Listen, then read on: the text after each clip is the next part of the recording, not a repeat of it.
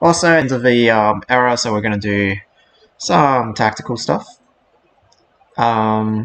We are way behind, basically. We have no Niter, so with, this war that's... I'm basically going to send them like 2 or maybe 3 winged hussars and try to just pillage as much stuff as possible with this emergency.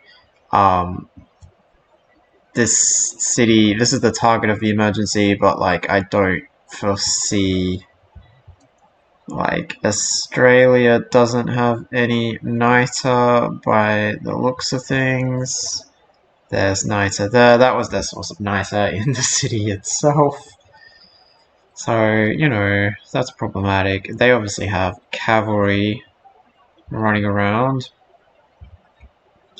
which is problematic. Looks like they've got a couple of units up here, like pikes and shots are going to be... might even one hit KO us. But I just sort of decided we had to do something. I don't know what this guy's deal is. So Civics, we're going for spies. We're just going to send them at Nubia. Yeah. We took another promotion. There's not much to say though. We are not... I haven't built the government plaza, so what I was hoping for was flipping Radom and then building it there. That obviously has not happened.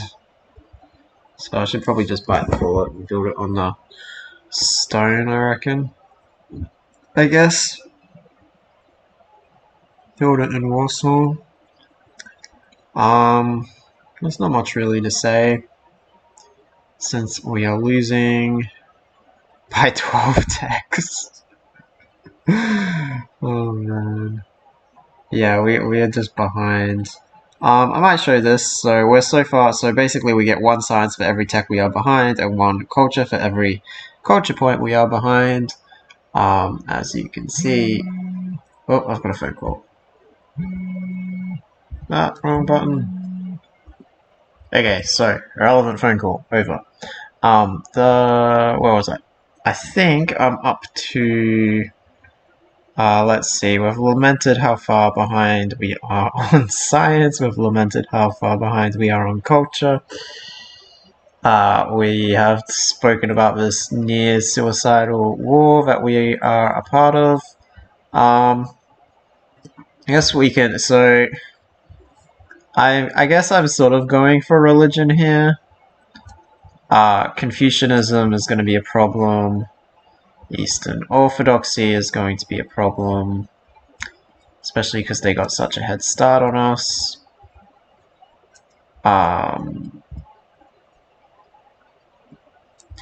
But we can look at... got the error scores up, so the Kree are in a Dark Age, so we might be able to flip Cahokia. Other than that though, Nubia is also in a Dark Age. And we've just given them a bunch of error score for success defending Adelaide, I think. In 26 turns, they're going to flip Preslav as well, by the looks of things. Although, this is based on last turn, so that might not go. Same with Ephesius. They are in a Dark Age as well, though, so maybe not. Oh, man. We will probably have to take a Dark Age, since we've got 2 Goldens in a row. I was really hoping Scythia would be in a Dark Age, but they've got normal, which is a problem. What should we take? I think we need to keep taking religion, to be honest. This would be worth lots and lots of gold. I think the +2 charges and the 2 movement, because if we are trying to win the game, we are trying to win the game with religious victory. That is the only victory type that we have a chance at. Doesn't look like the other continent is got any super strong religions, so mostly we just have to take down our ally Russia. Which is okay, while we're allied, we can... Oh, while we're in this emergency, we can actually see where he's sending all his religious units. So we will probably concentrate on consolidating Scythia. And then after that, I'm not so sure. Maybe we'll convert China and Greece. Might even get some error score for converting Nubia, not sure. But we have a lot of converting to do. But that is the only way that I can see us winning the game, just because we're so far behind. We're obviously not going to win military, we don't have the science advantage. Let's go through this. So, we are 12 techs down and a third the science rate, so we're not going to win science. We don't have any tourism really. No, we're literally generating 8 tourism. That's just from the holy site. So tourism's out. Domination. Germany's got the most score, that's interesting. We can see, yeah, so Nubia's they've got powerful units, but we've only got a couple of them. Religion, we're second. Our faith per turn, though, is half what we would like it to be. And diplomatic victory, I've not been paying any attention to because we can't build any of the wonders. So yeah, that is the situation. We will check in end of the industrial era. If we are still alive, that will do. I mean, I don't foresee Nubia. They basically have to conquer Scythia to get to us, and then we've got the mountain range, so we should be pretty safe. On the flip side, we're definitely not winning the game unless we can win by miracle known as religion.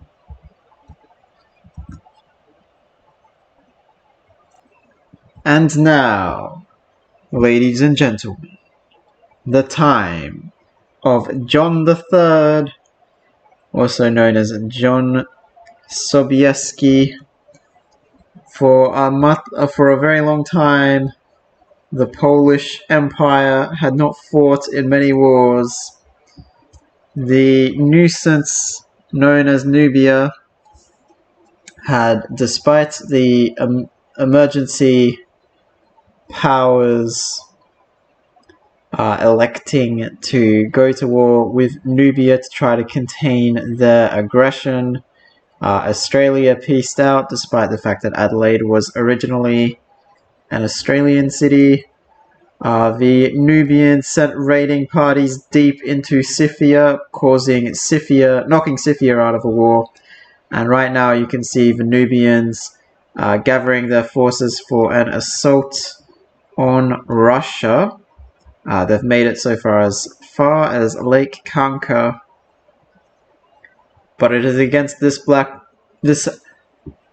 backdrop that John III Sobieski leads the famous...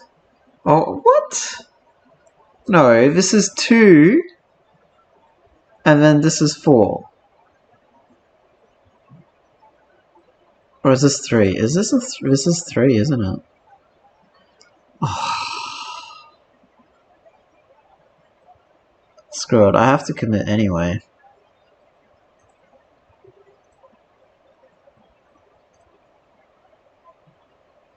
The so-called famous charge of the Winged Hussars.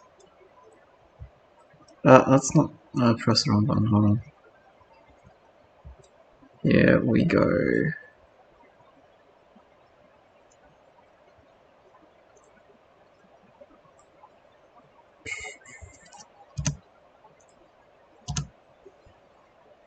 The Great Raid on Antananarivo. Antananarivo. And we are going to turn combat on for this. So you can see the brave Polish winged hussars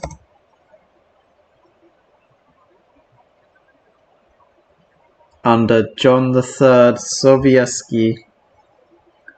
The Russian Cossacks inflicting some losses on the Nubian cavalry, which you can see going on. The Nubians firing back. A very disjointed war that they are running.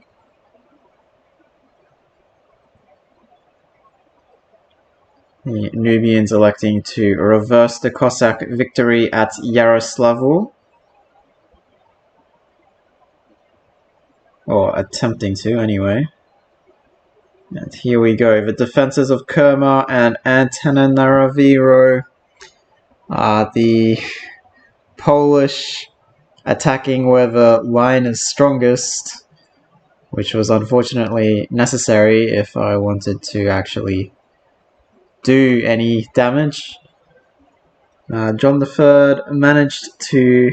Are you serious? Don't fight me.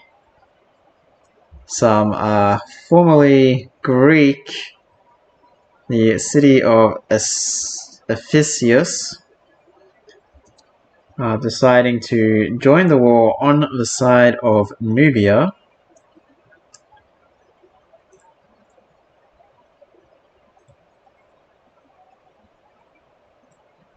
But the winged hussars pillaging the countryside. Much damage. We attacked by 1 unit.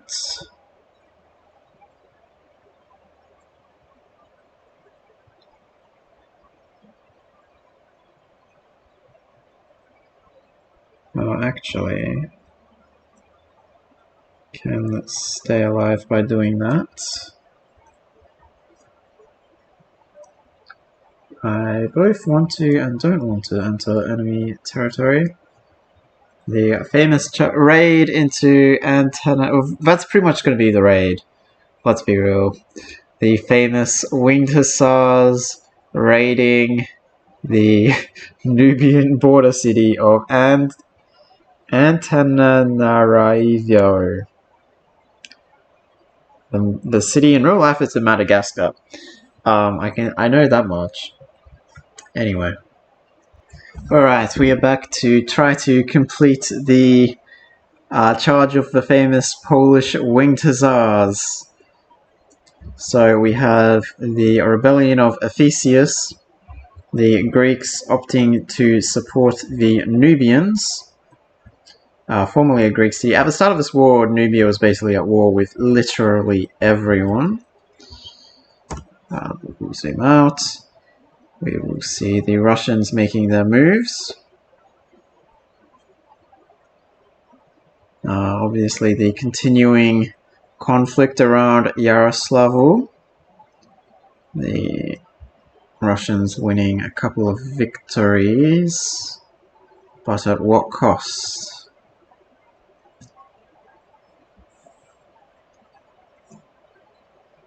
The Russians still well in Nubia now. The city, as a result of the charge of the Polish winged hussars, the city of Antananarivo declares an independent Madagascan republic, joining forces with the Greek rebels of Ephesus, and generally just being annoying. So the Poles who came to fight the Nubians ended up fighting the Madagascans. Another city that looks like flipping it to Sofia. Are you serious? We are literally allied. We are both allied and we were in the same military emergency. Like, Just the fact that I could... Oh, the alliance just expired, but still. Ridiculous. Turn one... Game. Why? Why? I mean, yes, I will declare war on Scythia and then get, like, the massive diplomatic penalties and not be able to take any cities because I don't have NITA, so I can't build bomb guards, which is literally the only way I can imagine taking a city in this era. Anyway. So I thought I'd show a result. So the Polish pressure combined with, to be honest, the vast majority of the work being done by the Russians has resulted in Nubia basically, I'm pretty sure, only having this bombard and maybe one other unit available. So yeah, that's a thing. That's, you know, some good work being done by the Poles. And the Russians actually are coming down here to do things. Oh, I forgot to do this. Oh god. I just thought I'd show off a little bit later in the Nubian emergency. So the Australians deciding to join back in. But what I want to highlight is we've got the Cree catapults coming, presumably to try to do something about Adelaide. They've got their pikes. They had a swordsman, but he died. You know, a good, solid effort from the Cree there. Meanwhile, we've got Russia, and Russia is literally just attacking and killing their units against the fortifications of the various Nubian cities. So that's also not working in the alliance's favor. But the Poles, as I was saying earlier, under the leadership of John III Sobieski,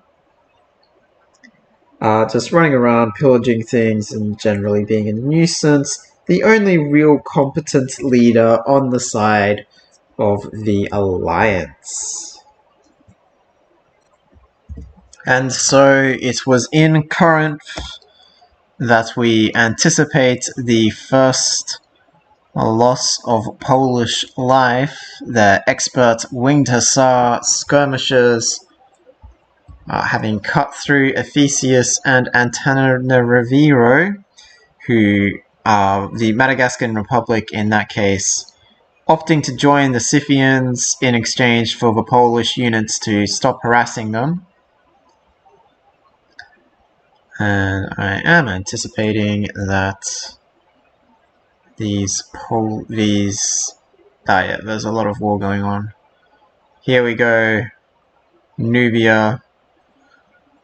So fresh after raiding the diamonds of Corinth, the winged hussar.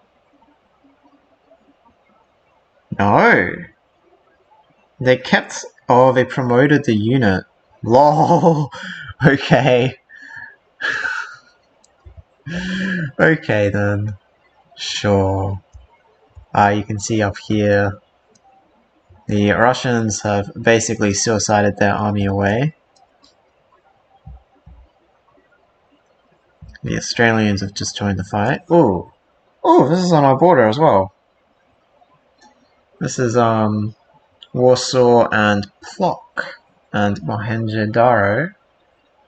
2 lost citizens, 3 damaged tiles. Yes, we've got a total of 3.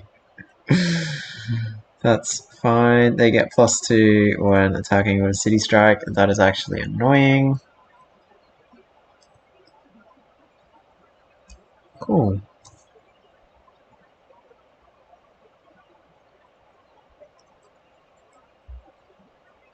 Anyway, that was an anticlimax where we are just going to pillage.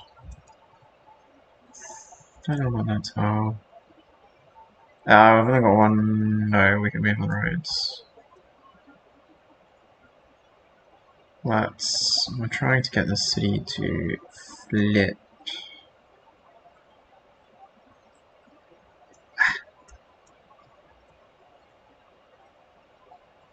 That's fine. You can retreat to safety. You will get the final pillage.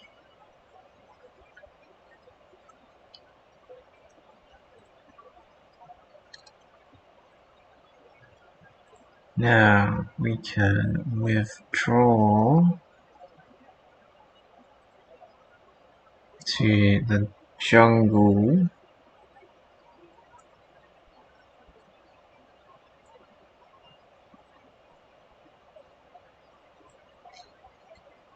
Ah, the river's here, okay. So if he stays where he is, he should be fine. Ish.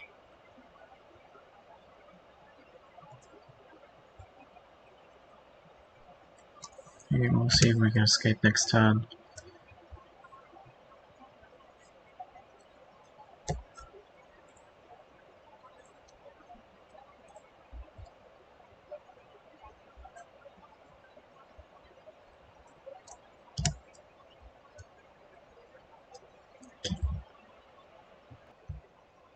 Ladies and gentlemen, don't know what to tell you.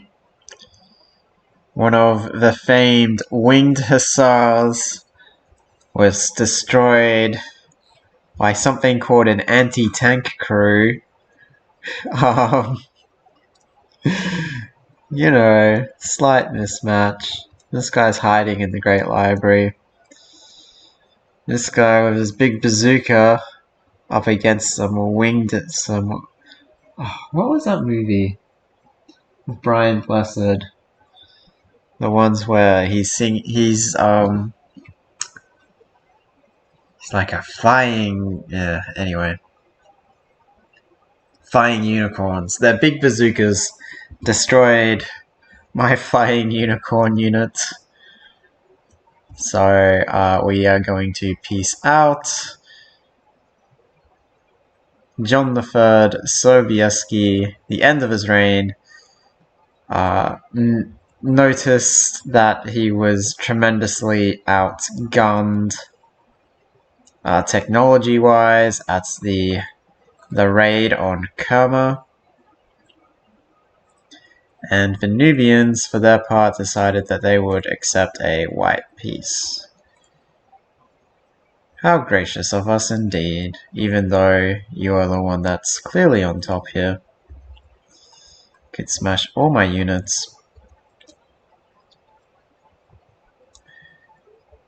Around this time, so Corinth did rebel against the Nubians, but the Nubians are sending forces in currently to retake that city.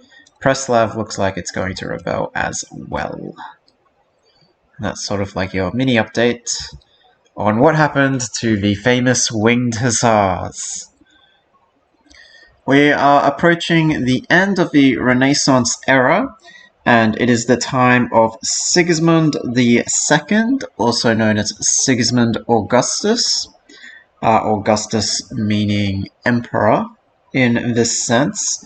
We are still a theocracy, but Sigismund took the title more to evoke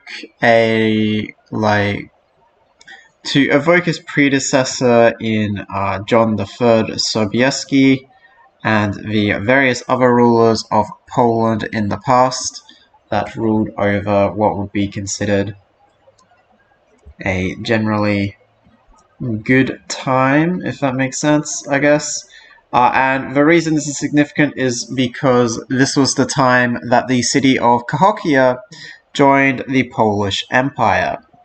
So this was done mostly. So Sigismund II, his main strength as a ruler was his ability to. He was a very keen ruler, and he was quite good at. He would he would tour the country quite regularly. He would meet with a lot of local officials. He was very much a believer that the ruler of the nation should know every single person in the nation, should know what all the local issues are. Very much a micromanager. And what happened was, because he managed to successfully keep the Polish people quite happy, the city of Cahokia had after being conquered by the Germans, it rebelled, was independent, then went back to then joined the Cree, and then rebelled again, joined the Cree again. There was a lot of toing and throwing. The Cree kept making promises that they would then later not keep. So eventually the Cahokians decided to defect to the Polish, which is what you can see here. So one of the reasons was because of the continuing difficulty they had with both the Cree and the Germans historically. And the other reason was Sigismund II, they just felt like would be a better ruler than what they had while they were independent. So in the end, they were convinced to join Poland.